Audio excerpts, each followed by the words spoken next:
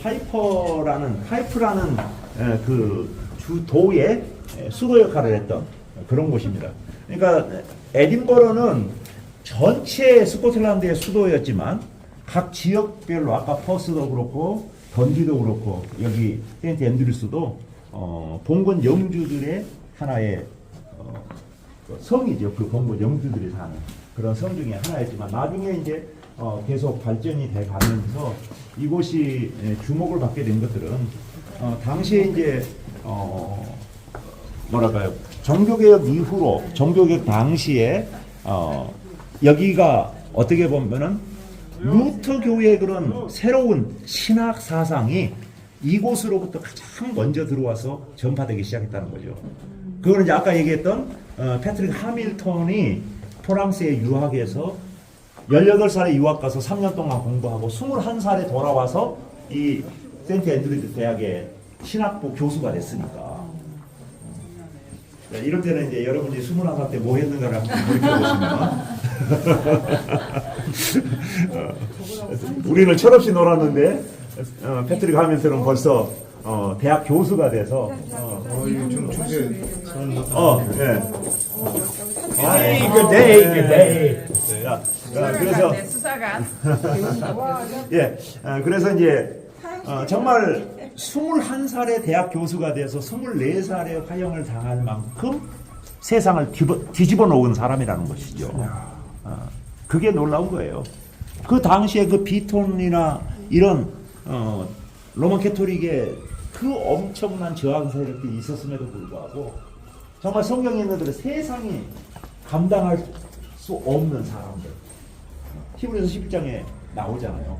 세상이 감당치 못할 자로다라고 표현된 그런 인물 중에 걸출한 인물이 바로 패트릭 하밀턴이었고 그 사람의 그 순교와 그 사람의 영향력으로 인해서 온 스코틀랜드에 종교개혁 바람이 일어나게 되고 이제 아까 거기 안에 그 조지 위샤트 화형당하는 그 모습 아까 잠깐 만들어놨는데 실제로 그 화형당한 장소는 여기 이따 나가서 볼 겁니다. 바로 이 옆에 있어요. 그래서 거기에서도 보면 이 조지 위셔트가 바로 이 패트릭 하밀턴의 순교 모습들을 보면서 엄청나게 또 그 영향을 받은 거예요. 그래서 이 조지 위셔트가 그 루터 교회의 그 루터의 그런 개혁 신학 사상들을 그대로 전수를 받아서 또 개혁 운동들을 계속 일으켜 나갑니다. 그러니까 또 이제 그 위셔트가 당시에 이제 추기경이 비톤인데 그 비톤 추기경에 의해서 정말 이제 살해 위협을 계속 받는 거죠. 그런데 그때 당시 존 낙스는 이 조지 위셔트의 여러 학설이 있어요. 개인 경원이었다라는 그렇게 써놓은 글도 있고 또 한편에서는 조지 위셔트의 가정교사였다. 그러니까 조지 위셔트 집에 그 위셔트의 자녀들을 가르치는 가정교사였다라고 하는데 저는 두 가지를 같이 생각을 합니다. 그러니까 대외적으로는 이제 가정교사라고 하는 그런 것으로 이렇게 채용을 해서 자녀들도 가르치면서 또 필요할 때는 항상 위셔트가 그런 살해 위협을 겪고 그러니까 위셔트가 어디든지 갈 때 함께 동행해서 따랐던 그런 사람이죠.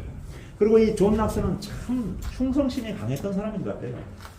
그래서 이 조지 위셔트가 이제 결국에는 비톤에 의해서 죽임을 당할 그런 상황이 되었을 때 그런 죽음의 압박들이 이제 옴짝달싹한 할 수 없는 그런 상황까지 이르게 되니까 이 존 낙스가 자기도 이제 그 영적인 스승으로 모시고 있는 위셔트와 함께 순교로 가고 하겠다.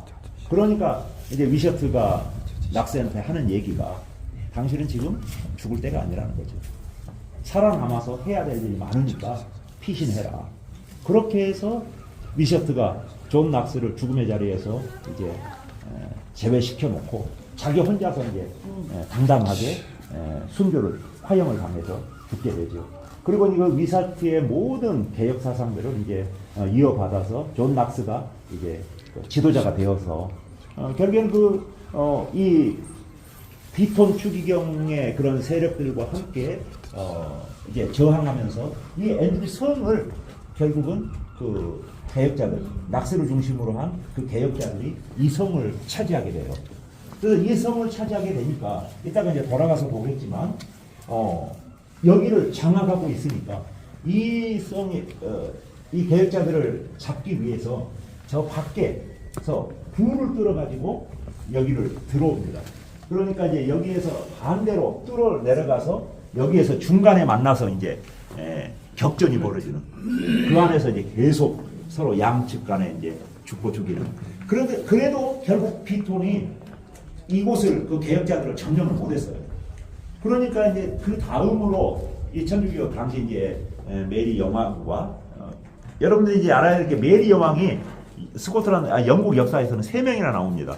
그 중에 이제 블러드 메리라고 알려진 사람은 잉글랜드 여왕이고 또 같은 시대의 스코틀랜드 여왕도 메리였어요. 그런데 그 메리와 이제 피톤 추기경 메리도 철저한 캐토릭주의자고요. 그런데 여기 이 성 자체를 종교 개혁자들이 완전히 점령하고 그렇게 있으니까 도저히 이 사람들을 다 잡아들이지를 못하는 거죠. 그래서 이제 프랑스에다가 지원 요청을 합니다. 그래서 프랑스 함대가 이 앞바다에 정박을 하고 포격을 해서 결국은 다 잡히는 거예요. 그래서 아까 돌아오다가 보면은 그 존 낙스가 노젓는 모습 있었잖아요. 그게 이제 프랑스의 갤릭선, 프랑스 함대의 밑에 들어가서 이제 노젓는 그런 일들을 노예로 이제 잡혀가지고 했죠. 그래서 어떤 기록에 보면 뭐 6개월을 했다라고 기록된 것도 있고 어떤 곳에서는 1년 6개월이라고 기록된 것도 있지만 어떤 것이 정확한 것인지에 대해서는 너무 이제 오래된 역사고 그런 역사를 기록하면서 약간씩 오류가 있으니까 뭐 1년이든 1년 6개월이든 큰 그건 문제는 아니라고 봅니다. 그래서 그런 정도 엄청난 고난을 지냈었지만 결국에는 당시에 이제 잉글랜드 왕이었던 에드워드 6세로 기억을 하는데 그 영국 왕실이 중재를 해서 결국은 이 존 낙스가 풀려나요. 그래서 풀려난 이후로 영국 왕실의 궁정 목사가 됩니다. 그래서 궁정 목사가 돼서 영국 왕실에서 있다가 나중에 이제 그것도 그 너무 짧은 그 개혁 그 에드워드가 일찍 죽게 되니까 결국에는 이제 궁정 목사를 그만두고 이제 건너가죠. 저기 대륙으로 건너가서 칼빈한테 가가지고 칼빈의 사사를 받아서 약 4년 가까이 칼빈에게서 모든 그 종교개혁 사상들을 이제 우리가 얘기하는 장로교 사상들 그 신학 체계들을 개인적으로 칼빈한테 사사를 받죠.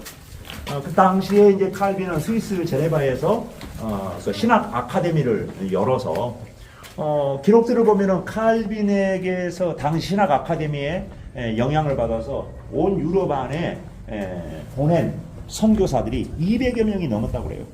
그러니까 칼빈은 신학자이기도 하지만 정말 200여 명이 넘는 그 사람들을 신학 강좌를 열어서 그 개혁주의 사상들을 계속 가르치고 그 사람들을 온 유럽에 다 내보낸 거죠. 그래서 그런 영향들이 컸고 그렇지만 이제 칼빈이 프랑스 출신이면서도 프랑스에서 종교개혁을 이루지 못하고 결국에는 스위스에서 그 모든 종교개혁 역사들을 이루어 나가는데 그렇지만 이제 칼빈은 항상 자기 조국에 대한 조국이 또 영적으로 무지한 캐토릭에 의해서 그 무지한 상태에 있는 그것을 안타깝게 여기고 그래서 그 칼빈이 그 신학 강좌에서 배웠던 수많은 사람들을 프랑스 쪽에 많이 들여보내서 복음을 전하도록 했던 것이고요. 그 다음에 이제 그 칼빈의 그런 후예들이 이제 또 연결되는 사람들이 이제 나중에 왈도파 후예들하고 또 위그노 후예들하고 또 연결이 됩니다. 그래서 위그노들도 엄청난 핍박을 받으면서 위그노들이 나중에는 자기들을 리더해주는 목회자가 다 붙잡혀서 순교당하고 없고 그러니까 나중에는 이 위그노들도 살아남기 위해서 이 칼빈 신학 강좌에서 이제 배움 받았던 그 목회자들하고 신학적인 이제 테이블에서 전부 다 논의를 하는 거죠. 그래서 신학적으로 문제가 없다는 것을 알게 돼서 이 미군호 지도자들이 칼빈에게서 배웠던 그 후예들, 칼빈주의자들을 자기들의 그 스승으로, 아니 목회자로 전부 다 또 받아들여요. 그래서 미군호들하고 나중에 칼빈주의하고도 함께 매치가 되어서 유럽 종교개혁에 큰 역할들을 했다는 거, 그것을 좀 말씀을 드리고요. 자, 여기 장소는 아까 그래서 여기서 이제 파고냈던 굴 이따가 돌아보면 되고요. 여기에서 이제 우리가 가장 근래에 까지 영향을 끼쳤던 그런 것이 이제 주로 같은 시기지만 개혁자들을 불려지는 게 다릅니다. 스코틀랜드에서는 언약도라고 부르고 잉글랜드 쪽에서는 청교도라고 부르는데 이 언약도들이 캐톨릭에 의해서 엄청난 핍박을 당했을 때 이제 내일 에딘버러에 가서 보겠지만 거기하고 여기하고 가장 많은 순교자들이 나온 장소예요.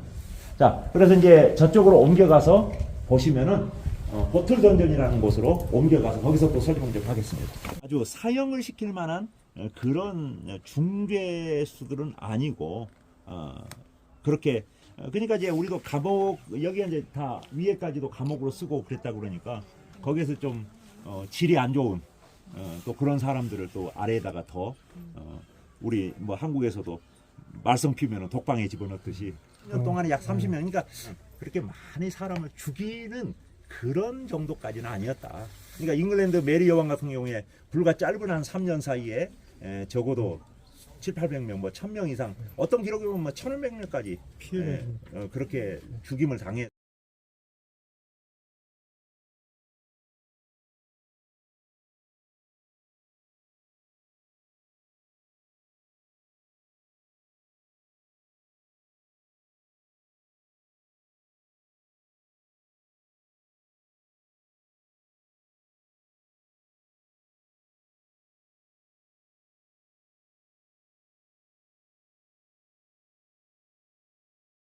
그러니까 그 메리 여왕조차도 낙세에 대한 두려움이 가장 두려워했던 인물이 존 낙스였던 것 같아요.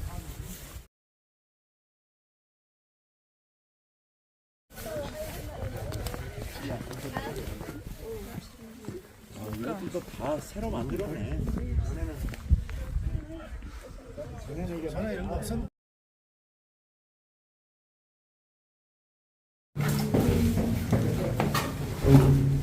물 있어요.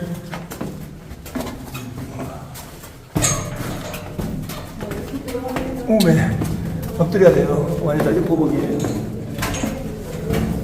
오메 아파라.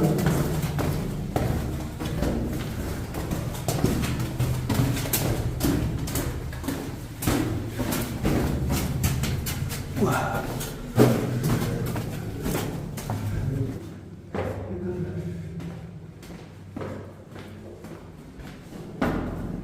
여기는 굴입니다. 굴. 정부에서 우리 크리스찬들을 공격하기 위해서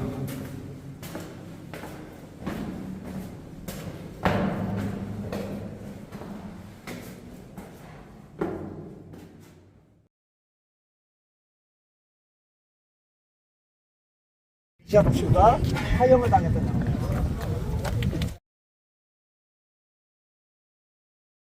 46년이에요. 그러면 이제 28년에서 46년이면 몇 년 정도 지났어요?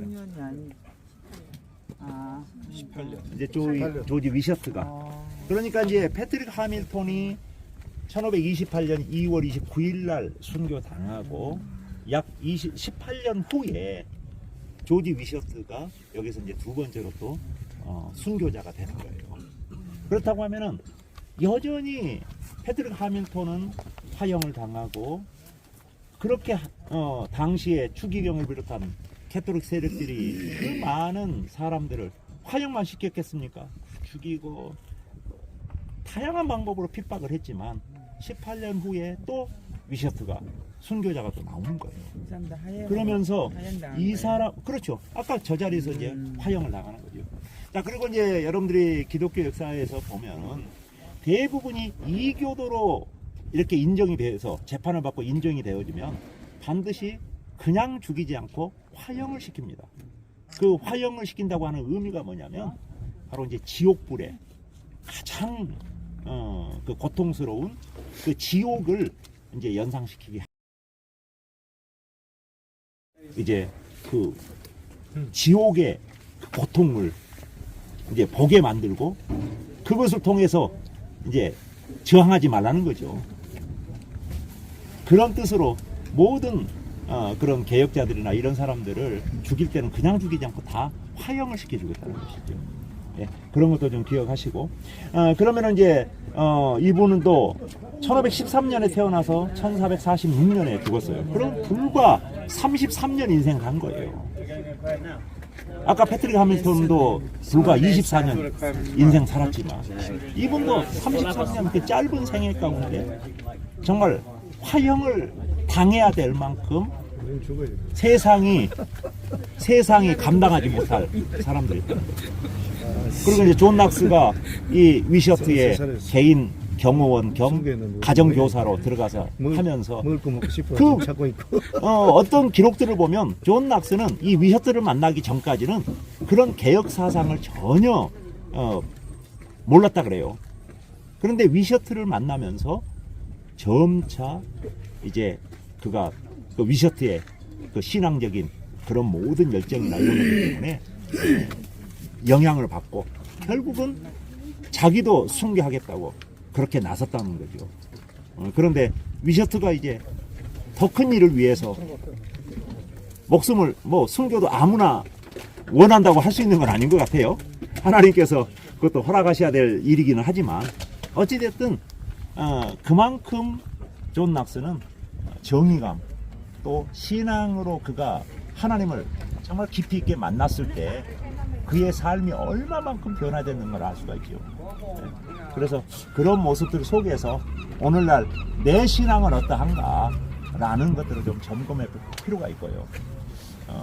어제도 뭐 거기서도 얘기했지만 결국에는 이 그리스도인들의 그 순교자의 피가 얼마만큼 하나님 앞에서 값지게 받아들여지고 또 그것이 열매 맺어지는가라는 것을 알 수가 있습니다.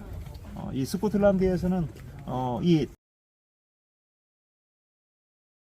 두 순교자 때문에 결국에는 하나님이 그 두 순교자의 그런 깊은 영적인 영향력이 존 낙스를 만들었고 존 낙스가 이제 장로교 창시자라고까지 일컬어지는 그러면서 이 모든 오늘날 우리에게 있는 깊은 개혁주의 신앙의 뿌리들을 놓았던 사람이라는 것 그것들을 여기서 배우고 가면 정말 가치 있다고 생각을 합니다.